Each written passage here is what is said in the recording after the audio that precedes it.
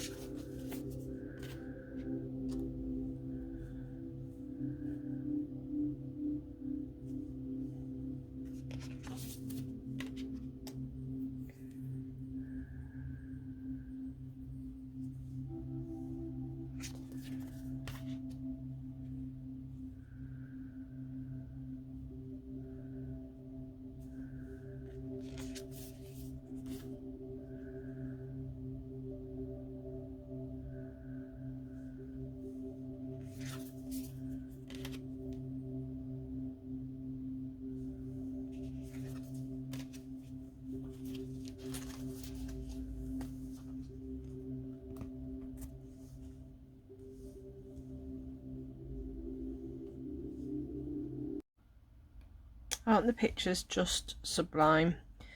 So what I've learned about Cheryl is the way she paints is from the eyes. What I've also recently learned is that she's actually, through Hazel Jane's channel, she picked up a book that talks in more detail about the process, particularly of this deck and the stories, which I have hunted down online and found a copy, and have ordered to find out more.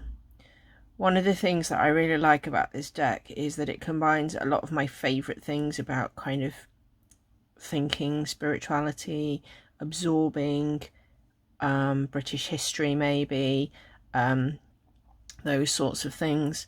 So references, and it's references to actual legends and places that exist. It's based on those, and to me, you know, it kind of shouts and speaks out. There's some running themes as well, which I really like, that connect different cards in the deck. You know, there's elements of sort of sacred geometry in cards. There's the way she's drawn certain aspects like hair, the use of flowers. So the guidebook isn't huge. For each of these cards there is a page, and the page just tells you a little bit about the references for the card. So for example, you know, with the very first card here, Plant the Seed of a New Template, it tells you that it's about Anastasia and the Ringing Cedars of Russia. It gives you then gives you a little sort of I suppose like a what do you call it, like an affirmation, or a little paragraph of something to think about relating to the card. But then underneath she talks about the painting, and I'm hopeful that the book I've ordered will go into that more. I really love, as I say, some of these ideas coming through. She paints, as I say, from the eyes, and in some of them the eyes are just fantastic. So here you've got references to Ireland, places there, goddesses, and people in that area. Some of these cards reference, so this is the Rosslyn Chapel, which is related to the Tales of the Grail. If any of you have watched the film Da Vinci Code, it's referenced at the end there. But also you've got this kind of DNA structure here, and in a later card, when I find it, I'll keep that one out for a minute, this pillar comes back. So you know, the other thing I love as well is, like, you know that these are paintings, so the fact that you can just tell when you look really kind of, you can tell that this is painted, you can tell that it's, you know, it's not sort of computer generated. So the beauty, the references, all these kind of gorgeous kind of little touches as well. They're nice colours. You know, there's the nice colour palette used. So here's another thing. So a couple of them you'll find, so we had this DNA reference in this card here, and then it comes in the hair here as well. And obviously the little guidebook tells you a bit more about that. This is a Cornish shrine, so you kind of learn a little bit more about those aspects. And it's just really beautiful. This then references places in America relating to the Native Americans, so it's not appropriation, it's actually going, this is a place that's important to them. I really love kind of references to, the reason this deck spoke was kind of references to things like Glastonbury and to the ancient ways. You've got sort of, you know, standing stones and that sort of thing, which really speak to me a lot at the moment.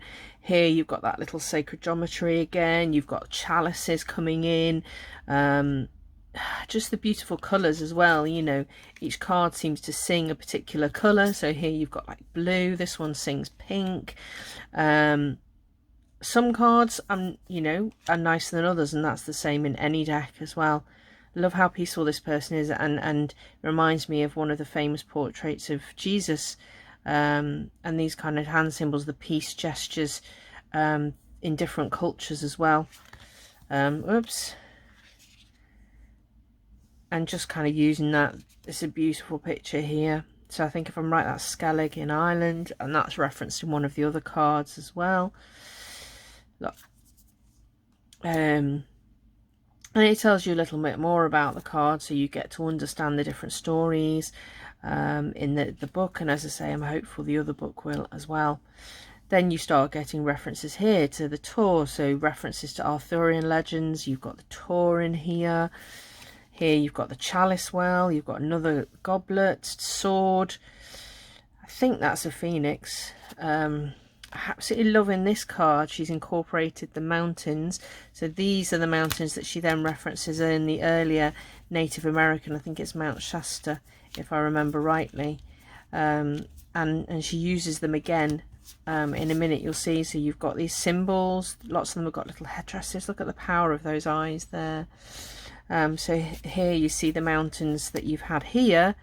So if I just move this across, apologies, you see that she's kind of got the same set of mountains you've referenced across. I think, you know, the same character here, just in a different kind of guise. In this card you've just got this subtle hint of butterflies, and actually it shows up quite nicely on the camera. It's almost less distinct in a darker light. Kind of, you know, this beauty in the eyes and the different faces. Yes, you know, someone who's really big on kind of diversity of body shape or of sort of skin colour or any of those things might kind of go, well, there's not much in this deck, you know, we've got another lovely blonde or whatever, white skin. But I think that because it's based on legends that are from, you know, she's not just creating people, she's not just making people up, so in the same way, so you wouldn't always expect that same diversity. But if you're someone who can't work with really diverse decks, then you're not going to find the diversity in this kind of deck, really. And I know that's a big conversation. It's not, you know, in the community at times. You've got these odd references to other communities as well, which I think's good. Again, this I know features in some of the other cards in different ways. Just look at the eyes. Every time I look at these cards and you're drawn to that expression on the eyes. I know that she has a house in Prague, so some of these kind of relate to that area. I don't know if anyone's ever watched the film Lady Hawk. Fantastic film. It's quite a few years old. It's a really cool film, but this reminds me of that. Yeah. Here you've got references to St Michael's Mount, and if you know, I was reading a book the other day about Glastonbury because I'm a bit obsessed at the moment, and it was talking about how there's a ley line that runs from St Michael's Mount in Cornwall that goes straight through sort of Stonehenge, Glastonbury, and it's just kind of like quite remarkable, all these things that they're not just placed, you know. Yeah, so it's quite cool. Here you've got this Rosslyn Chapels at the back here again, so we're coming back to Templars, but then you've got various references coming through.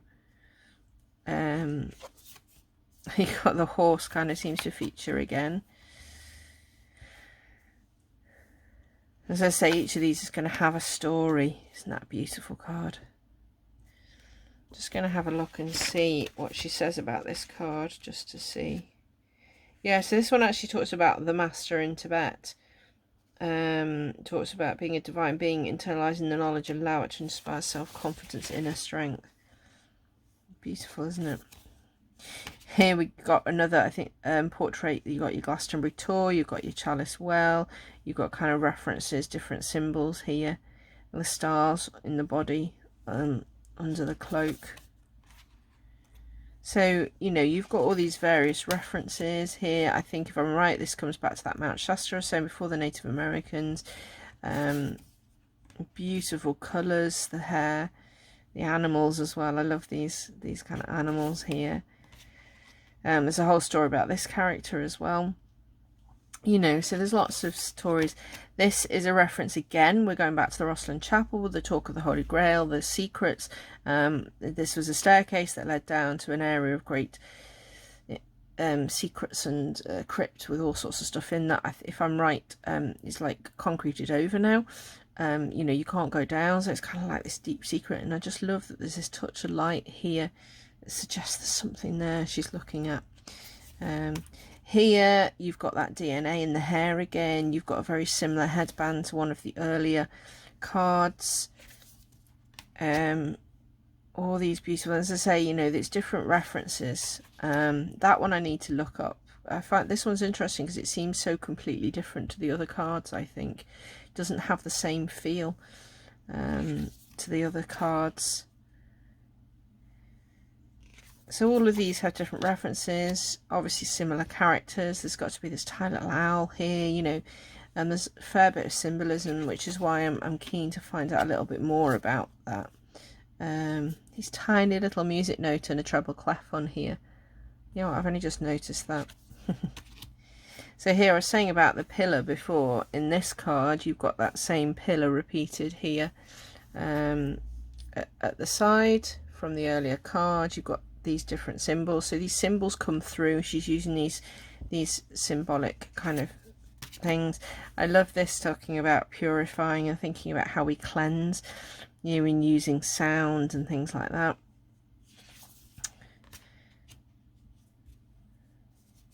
So, you know, there's a lot of symbolism here. We've got our Rosslyn Chapel again, so it's very similar to that earlier card, but then different. You've got a different horse, different person. So it's just kind of, she's using some of the same kind of aspects, but in different ways as well. So there's obviously a lot to kind of explore. I think it is a deck where you know, you can just look at the pictures, but also I think it is important to understand some of the meanings and symbolism that comes from the stories or the places that they are. So you're going to understand a little bit more if you know that it's about Cernunnos, or that you know that it's about Arthur or whatever. So it's a very lovely deck. It's you know, not the smallest cards in the world, but they seem narrower even though they're tall. They're not, I've got some cards that are quite square. They're not too hard to manipulate. They're a gorgeous texture. As I say, it's a Blue Angel Publishing. And there is a book you can get hold of. It's not cheap. That adds more to it, but it's kind of, yeah, I'm looking forward to sort of just playing with it. You know, even if I don't use it for card pulls, I really love kind of looking at the card and just then going, oh, well, what does that mean? Or, you know, flicking through the cards. Every time I flick through, it sort of gives me little chills of ooh, what's that? Or you see something different. So it doesn't have to be always about pull a card and see what it tells you for the day. It can just be, I'm exploring life, I'm exploring history, I'm exploring art, you know, and I think that's important as well. You know, obviously we use a lot of these tools for people who use them for divination and for journaling, and I've come to realise, you know, you could do that every day and not get anywhere, and sometimes it's just about feeling. It's just about looking at a picture like this and going, oh yeah, look at her eyes, and sitting here going, look at the wolf, and what does that mean, and what's the story, where did the story come from, and learning about life in a different way. So I hope that you've enjoyed that. I'd highly recommend it if you're into all, you know, this kind of style. It's a beautiful deck. I'm certainly going to look out for her others. I know that she's got at least 2 other decks in a slightly different style, so once I've had a bit of time with this one, I will link the couple of channels I mentioned earlier below. And yeah, I've got a couple more things that I'm going to show you in the next few days. In the meantime, have a lovely day and take care of yourselves. Bye.